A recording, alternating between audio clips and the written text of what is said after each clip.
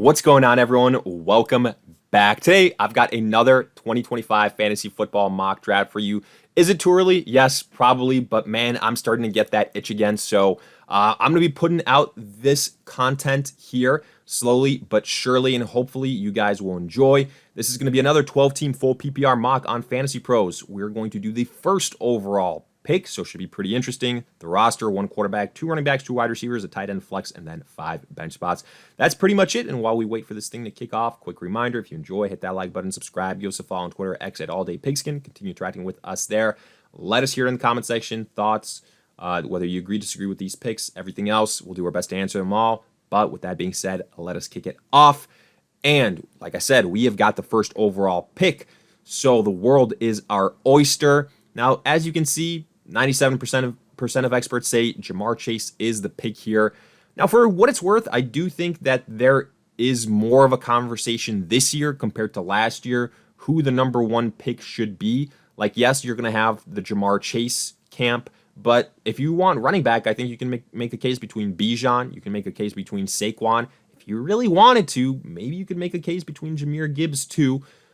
Justin Jefferson, potentially maybe a wide receiver. You're saying like, okay, last year was a down year, bit banged up, quarterback changes, things like that. But I do think he will bounce back. So to me, it's going to be between like probably 2-3 names. However, I probably will go here with Ja'Marr Chase. And it's not, for a reason why you might think. Like, I have not abandoned running backs are my preferred option. If anything, it's because of that. It's because right now, the way these rankings per the cheat sheet go, I think it's a very real scenario where if I go Ja'Marr Chase with the first pick, I can land a Josh Jacobs and a Jonathan Taylor, or a Taylor and a Kyron Williams, something like that in the second and third round.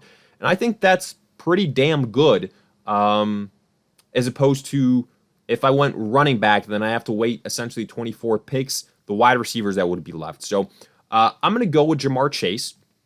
Now, let's see if I made the right call and if the guys that I mentioned are going to be there for us. And in the meantime, break down these selections. Holy cow, I'm looking at some of these names, and there were some pretty good value picks. So after we went Chase, it was Bijan. No surprise there. Whoa, okay. Let's break down the reason why I gave you that whoa there. Justin Jefferson, CeeDee Lamb, not the surprises. Nico Collins at 105 is the reason why.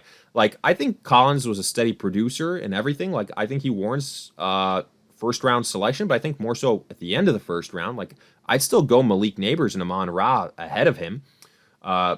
So that wasn't the case here. Saquon Barkley, 106, then Neighbors, Amon-Ra, Jahmyr Gibbs, 109, Puka, 110. I do think potentially Puka might take a little bit of a hit with Devontae Adams there.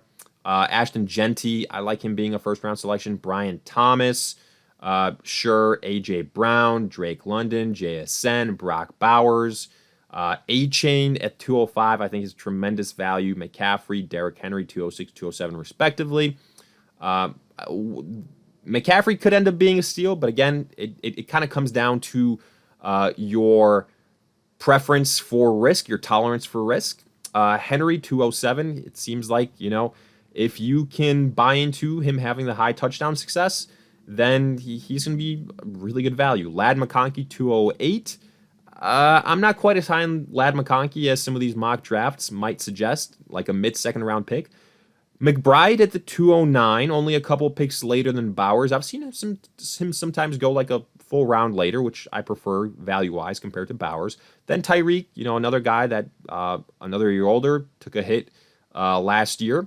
Jonathan Taylor, 211, I was really hoping I could snag him, but that's all right. We still have kind of our choice of potential dudes here, like if we went running back. And, I'm seeing here something that's making me potentially, be uncertain. Like, one of these picks will be a running back. So I'm looking at the running backs, Bucky Irving, Josh Jacobs. I might lean Josh Jacobs because, look, Bucky Irving was great. He was a steal last year, broke out. Rachaad White, dud a little bit. But I still think that Rachaad White is going to be somewhat involved as a pass catcher. So I probably lean Josh Jacobs, who I think is going to have more utilization than Bucky Irving. So he's going to be my first running back pick. And if I'm going other running backs, like Chase Brown, very, very tempting, but I already have Jamar Chase, so I don't want to necessarily like double down there. Kyron Williams, somebody that I mentioned, but honestly, like I'm really, really tempted by Garrett Wilson here. Devontae Adams is gone. He's again the number one with the Jets. Justin Fields is there. Can you trust Justin Fields? That's a great question. I think at the end of or at the start of the third round, I'm willing to take a chance. He's only what, 2 years removed from having DJ Moore be like a top 10 wide receiver. So like he has the ability. So I think I can take a chance on Garrett Wilson here.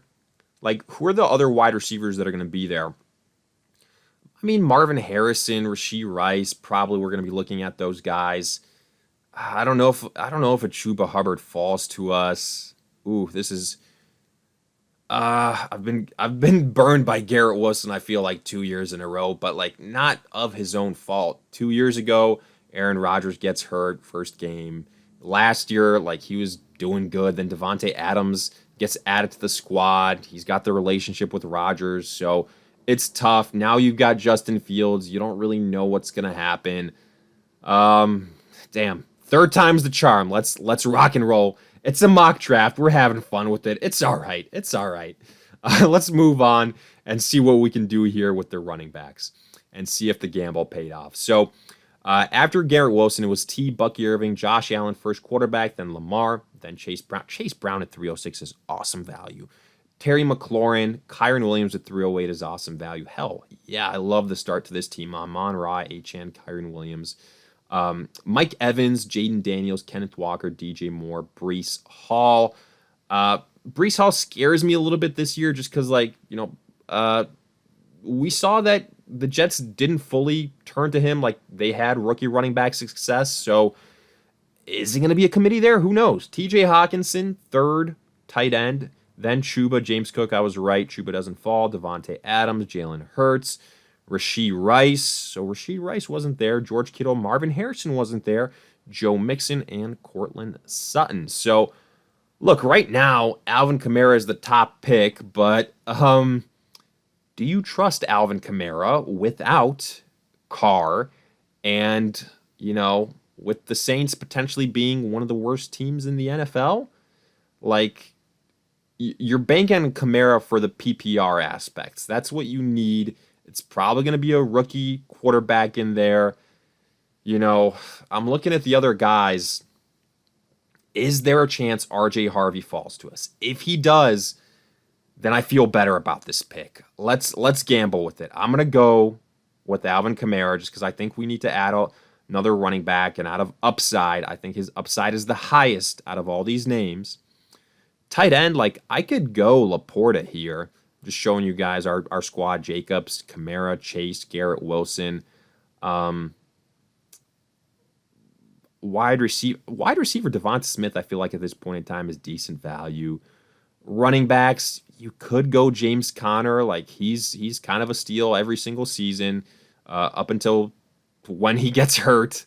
Hopefully that's not the case. You could also do a little bit of a stack, a little Joe Burrow, Jamar Chase action. That wouldn't be bad. Look, I'm gonna back myself up here. I'm gonna go with James Conner because I think we might get screwed at running back with what I want to do, and my boy might be selected here, and I might have my heart ripped out, but who knows? Let's see. I went James Conner. There was Devonta Smith, Zay Flowers. Like I told you, Devonta Smith was a good value. David Montgomery, Jalen Warren, I think is. That's the problem, right? The Steelers added rookie running back help. So Chris Olave, Xavier Worthy, Chris Godwin, Burrow, Pickens, DK Metcalf, Omarion Hampton, Laporta. I think at that point is good value. Jordan Addison, Kelsey, Tedero McMillan. Is he the first rookie wide receiver being selected? I don't see Travis Hunter. Comments correct me if I'm going crazy. Travis Hunter, no, yeah, he's still there. So yeah, McMillan, the first rookie wide receiver selected, which I do think should be the case. I'm not as big on Travis Hunter as some people might be. My guy RJ Harvey is still there. Wow, okay, I thought he'd be gone. So he will be one of the selections here. I'm just going to tell you right now. Like, he's going to be one of the picks. Tight end, tight end. Do we want to go with tight end, or do we just want to go like with another decent wide receiver and then go with Harvey and then figure out what the hell to do at tight end afterwards?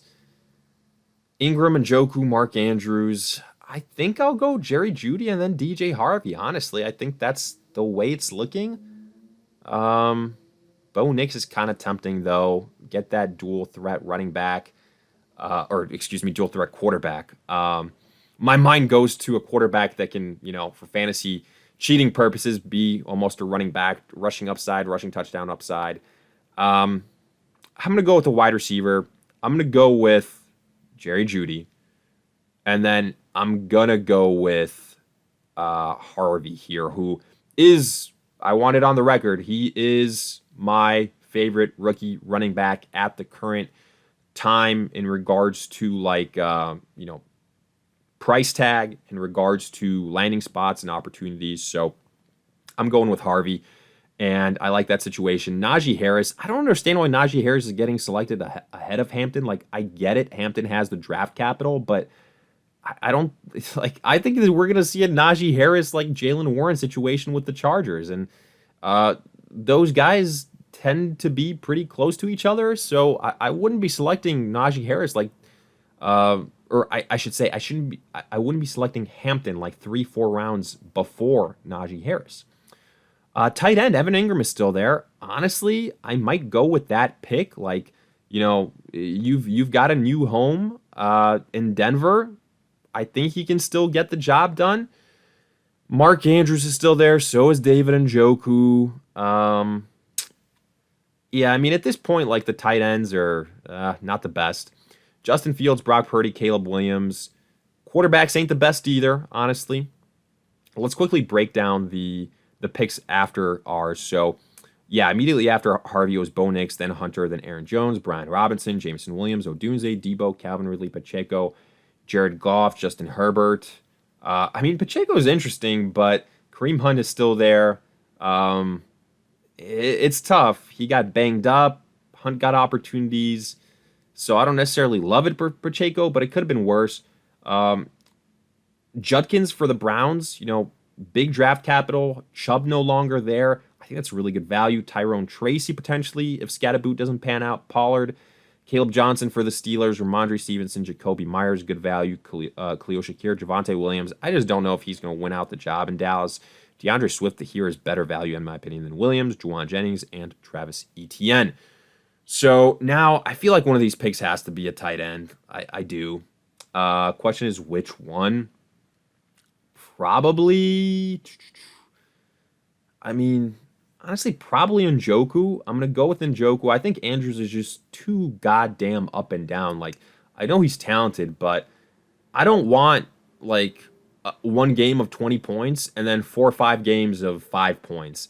I'd rather give me David Njoku with around 10 points every single week. I think you can kind of make the same case with Evan Ingram. But, maybe Njoku has a little bit more success depending on who the quarterback is for the Browns. So let's go with David Njoku here. And then we're going to go with, I'm looking at Pittman, I'm looking at Cooper Kupp.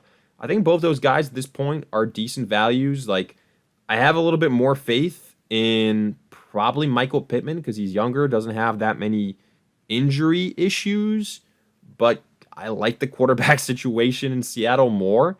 So maybe we go with Cooper Kupp, even though obviously JSN is there. I'll probably go, let's kick the tires on old man Cooper Kupp one more time. Let's do it. Pour one out for the boy here. We're going to go with Cooper Kupp. Diggs coming off a major injury. Wow, Michael Pittman's still there. What the hell happened? All right, let's see why that was the case. Curious to see. So after we went with Cooper Kupp, big time run on tight ends. Stephon Diggs, Mark Andrews, there he goes. Najee, Jaleel McLaughlin, Evan Ingram, Kincaid, Hunter Henry, Ricky Pearsall, J.K. Dobbins, still a free agent, Jaden Reed, Charbonnet, then a huge run on running backs.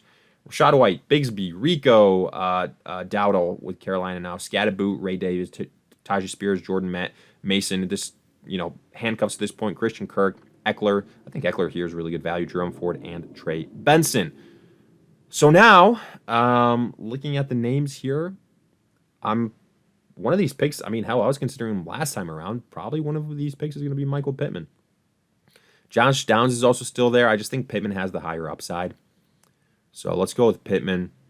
And then if I'm going quarterback, look, I know he had a really shoddy year last year and he kind of came back down to earth, but I think CJ Stroud, talent wise, still has it.